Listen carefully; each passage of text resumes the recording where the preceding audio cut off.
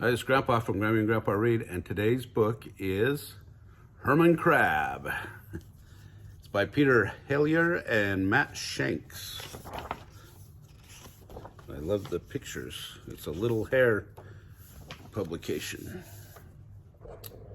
Here we go. Herman Crab liked nothing better than spending time alone. He lived very happily by himself in a rock pool. He loved the peace and quiet.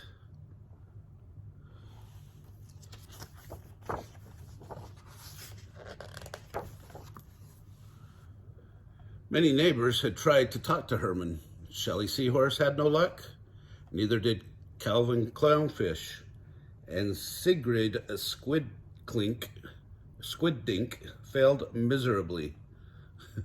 Herman was comfortable eating his seaweed toast and drinking his plankton juice in peace. Herman loved that he could crabbercise on a rock all by himself. And he especially loved that he could watch TV without anybody talking. He could laugh or cry without anybody seeing him.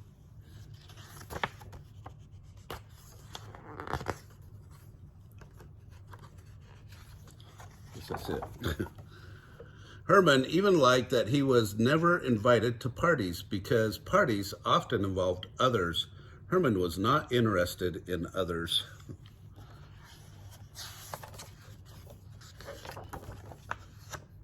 Then one day he was enjoying his breakfast alone, of course.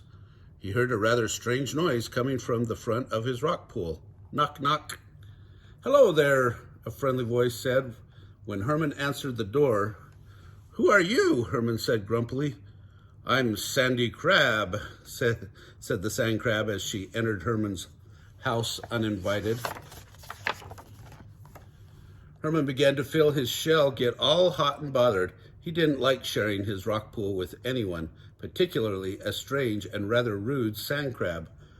"I'm your cousin," said the sand crab. "I sent you a letter telling you I'd be in town."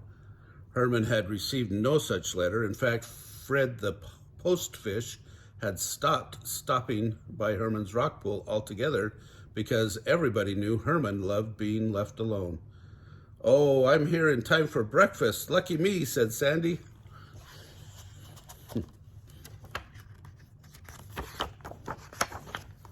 Sandy Crab loved to talk. All through breakfast, she spoke about seahorses, how much she loved dancing, and the new school where their cousin Harry was studying fishery. Herman didn't even know he had a cousin Harry. Herman received a rude shock when Sandy joined him for his crabbercise. She huffed and puffed her way through the crabbercises Herman was doing. "You are really good at crabbercise, Hermy," Sandy puffed. Herman had never been told he was good at something. That night, Herman sat down at his favorite TV show, Downton Crabby, in peace and quiet. Sandy, of course, had other plans. Sandy talked all through Downton Crabby, asking questions after question. "Who is that? Why did they do that? What happens next?" Sandy even had the nerve to add her own sea salt to the popcorn.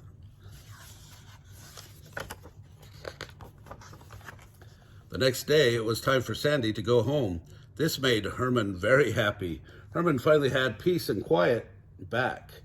He could enjoy breakfast all by himself once more, but Herman read his newspaper. He found himself thinking about his cousin Harry studying fish-tory.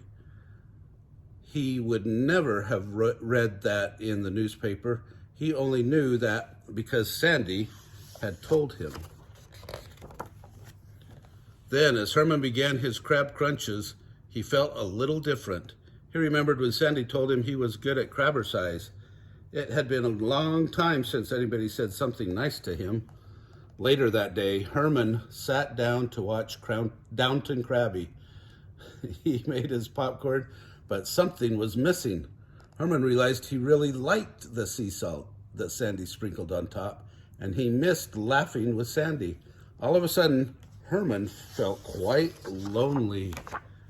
Herman looked around his empty, quiet house, and he knew what to do. He sat down and wrote a letter.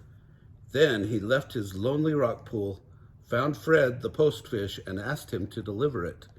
Herman waited and waited and waited until one day there was a knock on the door. Before Herman had even opened it, he heard a friendly voice ask, "Am I too late for breakfast?" Who do you think it was?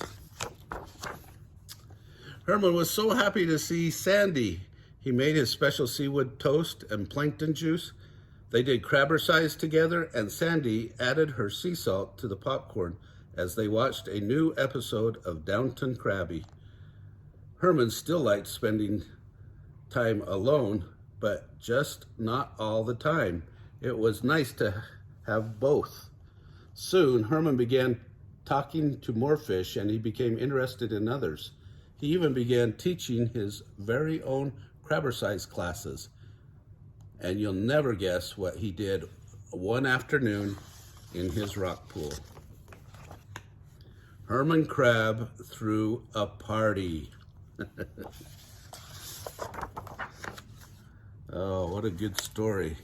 Do you guys enjoy having friends and going to parties? I'll bet you do. Smash the like button down below if you like this story. Give us a big thumbs up. Subscribe to our channel and tell all your friends. Thanks.